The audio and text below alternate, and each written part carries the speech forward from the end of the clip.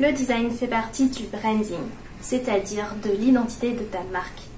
Le branding tient compte d'une multitude d'éléments, comme ta carte de fidélité, le service client, le marketing, le décor de ton resto ou encore le ton de ta communication.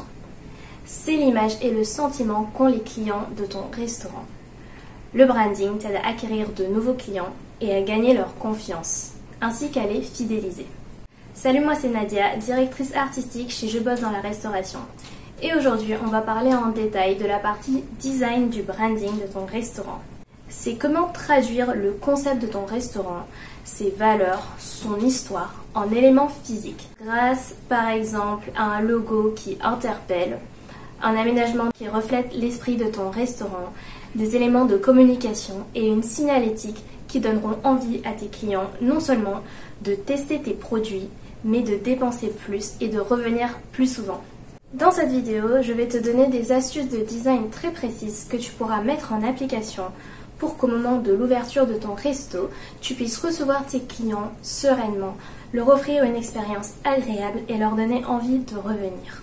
Cette vidéo est divisée en 4 parties.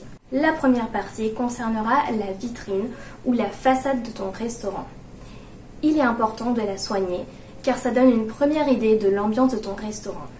Le premier niveau d'information. Quelle ambiance, quelle tranche de prix, quel type de nourriture, etc. La deuxième partie concernera la signalétique et l'affichage. Deuxième niveau d'information. Le client cherche de plus amples informations sur le prix et les plats. La troisième partie concerne l'expérience client. Est-ce que le client sait où il doit se diriger pour commander? Où est le menu? Les formules sont-elles facilement compréhensibles? Et la quatrième partie, ce sera la fidélisation. On va parler de la carte de fidélité, des emballages, des réseaux sociaux et de goodies. Première partie, la vitrine. La vitrine, c'est non seulement ce qui est affiché sur ta façade, le nom du restaurant, le slogan et l'enseigne, mais c'est aussi ce que les passants voient à travers ta vitre, l'intérieur de ton restaurant. En passant devant ton resto, le passant, en quelques secondes, aura assimilé un grand nombre d'informations à propos de ton restaurant. Quel type de nourriture, quelle tranche de prix, quelle ambiance, est-ce que ça a l'air bon? Comment alors assurer que le client s'arrête devant ton resto et franchisse le pas de ta porte? Astuce numéro 1, une vitrine qui attire l'œil. Il y a différentes manières de créer une vitrine qui attire l'œil. Ça peut être grâce à une couleur osée, un bon éclairage depuis l'intérieur, un panneau lumineux qui clignote, un objet insolite à l'extérieur ou à l'intérieur. Dans tous les cas, ce qu'il faut retenir, c'est que dès le passage devant ta vitrine, il y a un élément qui retienne l'attention du passant et qui lui donne envie d'en savoir plus. En résumé, dresse ta vitrine de manière à ce qu'elle attire l'œil du passant et attise sa curiosité. Astuce numéro 2, l'ambiance et l'aménagement. Une des premières choses que je regarde personnellement en passant devant un restaurant, avant même de regarder la carte, c'est l'ambiance qu'il y a à l'intérieur. Est-ce qu'il y a du monde? Quelle tranche d'âge? Les gens font-ils la queue? Y a-t-il des places pour s'asseoir? Les clients mangent-ils tout seuls ou en groupe? Les sièges ont-ils l'air confortables? L'espace à l'intérieur est-il convivial? Même si tu ne peux pas agir directement sur certains de ces facteurs, tu peux au moins t'assurer que tu attireras la bonne clientèle grâce à l'aménagement que tu as mis en place. Si ton objectif est d'attirer des clients qui prendront surtout des plats à emporter, évite d'installer les tables de manière à ce que les clients puissent manger en groupe, mais opte plutôt pour des tables que tu installeras contre la vitre par exemple. Si tu souhaites dégager une atmosphère décontractée, installe des banquettes avec des coussins pour montrer le côté cosy de ton resto. En résumé, aménage ton resto de manière à attirer le type de client que tu recherches. Deuxième partie, la signalétique et l'affichage. Le client s'est arrêté devant ton resto, bravo! Tu as réussi à retenir son attention. Maintenant, il lui faudra donner de plus amples informations. Astuce numéro 3, ta spécialité. Ok, le client est intrigué par ton restaurant, il a compris plus ou moins quel était ton concept. Tu es un restaurant de burgers, de sushis, de pizzas, de grillades, peu importe. C'est le moment de montrer au client ton expertise, le convaincre de manger chez toi, car tu proposes ce quelque chose en plus qu'il n'y a pas chez tes concurrents. Si tu as bien fait ton travail en amont, tu sais déjà ce qui te rend spécial. Alors il faut le montrer. Mets en évidence ton produit phare pour mettre l'eau à la bouche de tes clients avec une belle affiche. Une photo professionnelle, un design appétissant et un slogan bien trouvé sont les 3 ingrédients de l'affiche parfaite. Félicitations, tu as aiguisé l'appétit de ton client. Ce serait bête de le laisser partir maintenant. Ton burger aux 3 fromages lui a donné faim. Mais éternel insatisfait qu'il est, il veut savoir ce que tu caches d'autre comme carte. À cette étape, revoyons en détail les infos que ton client possède. Chez le burger de mamie, on sert des burgers faits maison. L'ambiance a l'air plutôt décontractée, mais il n'y a pas beaucoup de place pour s'asseoir. Ça tombe bien, je voulais manger tranquille chez moi devant une série. Le burger Maxi Montagnard de la mort aux 3 fromages fondants semble excellent. Mais il n'y aurait pas une variante avec du bacon? À ce moment-là, le client se dirigera sûrement vers ta carte. 2 choses à retenir pour la carte. Assure-toi qu'elle est facilement compréhensible. Pour cela, hiérarchise tes informations. Mets en évidence tes menus en les séparant du reste, par exemple. Tu peux écrire ton plat phare en plus gros pour attirer directement l'œil de ton client vers le plat le plus profitable pour toi. Tu peux mettre des petits symboles à côté de tes plats végétariens. Bref, organise ton menu de façon à ce qu'en quelques secondes, on puisse comprendre de quelle manière il est structuré. Deuxième chose à retenir, assure-toi que les prix soient cohérents avec l'image que tu renvoies. Pour reprendre notre exemple de burger, ici on est sur des burgers généreux avec des bons ingrédients, un prix moyen entre 15-20 € le menu, admettons. Si l'image que tu renvoies de ton resto est l'image d'un fast-food bon marché ou un peu plus abordable, le client ne va pas comprendre pourquoi c'est plus cher que ce à quoi il s'attendait. Il risque donc de se dire « ça vaut pas le coup, je vais plutôt aller chez X ». Si au contraire, l'image renvoyée du resto est très luxueuse et qu'il voit des prix beaucoup moins chers que ce à quoi il s'attendait, il va peut-être se dire « c'est peut-être pas si bon » ou pire, il risque de ne pas s'arrêter du tout devant ton resto puisqu'il cherchait à la base un endroit plus décontracté avec des plats à emporter. D'où l'importance d'être cohérent entre ses prix et l'image qu'on renvoie de son resto. Troisième partie, l'expérience client. Le client est entré dans ton resto, mais attention, ce n'est pas encore gagné. Il va falloir prendre sa commande, l'encaisser, le faire patienter et le voir repartir heureux avec son plat. Astuce numéro 5, s'orienter. Est-ce que l'endroit vers lequel doit se diriger le client pour commander est indiqué clairement? Si tu n'es pas sûr de pouvoir assurer un accueil constant par une personne qui orientera le client vers la borne de commande, mieux vaut t'assurer que les indications sont claires, soit par la signalétique, soit par l'aménagement du resto. Lorsque le client rentre, tu peux faire en sorte, par exemple, que le comptoir de prise de commande soit dans l'alignement de la porte, afin que ce soit le premier endroit sur lequel les yeux du client vont se poser. Ou alors, tu peux suspendre un panneau avec écrit « Commandez ici » ou encore créer un traçage au sol qui va indiquer où faire la queue. Ces petites astuces ne sont pas compliquées à mettre en place, mais faciliteront la lecture de l'espace par le client et rendra son parcours plus fluide. Astuce numéro 6, la prise de commande. Au moment où le client se situe face au comptoir de prise de commande, il aura peut-être déjà fait son choix, peut-être pas. Assure-toi qu'il est vu sur ta carte à nouveau facilement, soit grâce à un menu board, soit grâce à une carte qu'il trouvera à portée de main, ou bien les deux. Si tu vois que le client hésite trop et fait attendre les clients derrière lui, c'est l'occasion de lui expliquer très rapidement ton concept et de lui proposer ton plat phare. Tu peux également mettre en évidence tes autres produits afin de lui donner envie de commander plus et lui proposer à l'oral. Cependant, attention à ne pas le bombarder de trop d'informations à la fois, car cela risque juste de l'embrouiller et de le faire hésiter encore plus.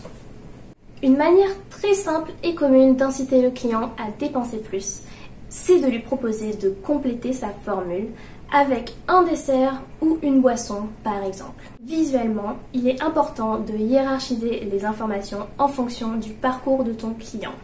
Reprenons l'exemple de notre client du début. Il vient de commander la formule American Campagner Deluxe. Le burger de ses rêves, celui avec du bacon, avec des frites en accompagnement. Tu peux ensuite lui proposer de compléter sa formule avec un dessert ou une boisson. À ce moment-là, il est important que le client ait un aperçu de ses produits pour lui mettre encore plus l'eau à la bouche. Le but de cette étape n'est pas que ton client quitte le parcours prévu pour aller voir les boissons qui sont de l'autre côté de la salle. Une fois la formule complète, on passe alors à l'étape suivante, le règlement. Quatrième partie, la fidélisation. Ton client a passé sa commande et il est prêt à régler. C'est le moment parfait pour lui proposer ta carte de fidélité et mettre en avant ses nombreux avantages. N'oublie pas d'indiquer sur ta carte de fidélité toutes les infos indispensables au client pour te retrouver. Le nom de ton resto, l'adresse et un ou deux réseaux sociaux. À toi d'être créatif sur tes offres afin de donner envie à ton client de repasser. Les goodies. À proximité de la caisse, c'est également un bon endroit pour disposer des goodies. Tu sais, ces produits dérivés de ta marque qui ont pour but d'être des achats coup de cœur. Ne fais pas l'erreur, comme certaines enseignes, de disposer la marchandise de manière à ce que le client ne les remarque pas au moment de régler. Car après, il sera trop tard. Pour éviter le côté forceur des goodies dans lequel on veut absolument pas tomber, propose des produits en lien avec ta marque, avec des designs originaux qui offrent une valeur ajoutée à ta marque et à l'expérience de ton client dans ton resto. Tu peux par exemple proposer des gamelles pour éviter les emballages, des couverts, des gourdes et même avoir une section épicerie. Tu peux également t'associer avec des artistes locaux pour designer des t-shirts en rapport avec ton restaurant et ta marque. De cette manière, tu pourras soutenir le travail des artistes et également apporter une valeur ajoutée à ta marque. Les emballages. Ne néglige pas le design de tes emballages, autant sur le plan esthétique que fonctionnel. Assure-toi que ton emballage soit adapté le plus possible à ta marchandise, afin que le client ne se retrouve pas avec la moitié de ses frites renversées au fond du sac ou de la sauce qui dégouline partout. L'expérience que fait le client de ton resto ne s'arrête pas au moment où il franchit le pas de ta porte. Les emballages ont par ailleurs un excellent potentiel en communication. N'hésite donc pas à personnaliser tes sacs ou tes bols avec un visuel bien caractéristique de ton restaurant pour que les passants que ton client croisera soient informés de la présence de ton restaurant dans les alentours. Les réseaux sociaux. Comme le nom l'indique, les réseaux sociaux sont une excellente manière de maintenir l'intérêt de tes clients pour ton restaurant. L'image que tu véhicules sur tes réseaux n'est donc pas à négliger non plus. Tu peux utiliser les réseaux pour informer tes clients de tes nouveaux produits, de promotions, d'événements et même montrer les backstage de ton restaurant et la manière dont sont préparés leurs plats favoris. C'est également toujours bien de maintenir une certaine cohérence visuelle sur ta page afin de renvoyer une image pro et de faciliter la navigation de ton client. N'hésite pas non plus à organiser des concours ou publier du contenu qui donnera envie à ton audience d'interagir avec tes posts. Un dernier point qui n'est pas vraiment lié au design mais à l'identité de ta marque de manière plus générale et qui me semble important de mentionner, sans quoi tous les efforts que tu auras mis en place dans le reste seront en vain. Il s'agit de l'accueil du personnel. Le contact direct qu'aura le client avec ton personnel fait aussi partie de l'expérience qu'aura ton client de ton restaurant. Personnellement, je ne reviens jamais, ou sauf par nécessité, dans un resto où le personnel a été désagréable ou où le client est traité simplement comme de la marchandise. Starbucks, par exemple, l'a bien compris en demandant le nom du client au lieu de simplement lui donner un numéro de commande. Le client a donc ainsi l'impression de vivre une expérience plus personnalisée et d'être plus prise en considération. Tu l'auras compris, la fidélisation ne s'arrête pas au moment où le client a accepté ta carte de fidélité. Ça serait trop facile. Il faut déjà t'assurer que ton client ait eu une bonne expérience en passant chez toi, du début à la fin. Le souvenir qu'il gardera de cette première expérience est très important. Bien évidemment, ton burger de la mort aux 3 fromages extra bacon est une excellente raison de revenir, mais pas suffisante. Il faut être au top à tous les niveaux. Avant de commencer à aménager ton resto, il y a donc beaucoup de facteurs à prendre en considération. Dans un premier temps, il est important d'aménager ton resto selon un concept précis, afin à la fois de te démarquer de tes concurrents en reflétant ta singularité, mais aussi afin de ne pas t'éparpiller et de dépenser de l'argent pour rien dans du mobilier ou de la déco pour au final se retrouver avec un ensemble pas du tout cohérent qui prête à confusion. Un aménagement et une déco qui reflètent exactement ton concept seront le moyen d'attirer ta clientèle cible. Dans un deuxième temps, il faut prendre en considération l'aspect fonctionnel du restaurant. Un parcours client fluide grâce à une signalétique et un aménagement clair rendra agréable l'expérience de ton client et maximisera tes profits, augmentant le nombre de passages en caisse. Placer les infos de manière stratégique, lisible et attrayante facilitera considérablement les achats de ton client et contribueront positivement à son capital satisfaction. Dans un troisième temps, continue à rester proche du client, même lorsqu'il n'est pas chez toi. Reste en contact avec lui sur les réseaux sociaux. Rappelle-lui l'existence de ton restaurant grâce à des emballages et à des goodies portant ta signature. Et rallie-toi à une cause, par exemple le soutien des artistes locaux pour que ta marque y soit assimilée et pour y ajouter une valeur. Pour un resto qui cartonne, assure-toi donc d'avoir un concept cohérent visuellement afin de renvoyer l'image pro et affirmée que ton resto mérite, de rendre agréable l'expérience de ton client et de lui donner envie de revenir. Si cette vidéo t'a plu, n'hésite pas à nous contacter via l'adresse mail dans la description de la vidéo afin de profiter d'un audit gratuit de ton identité visuelle. A bientôt sur Je bosse dans la restauration.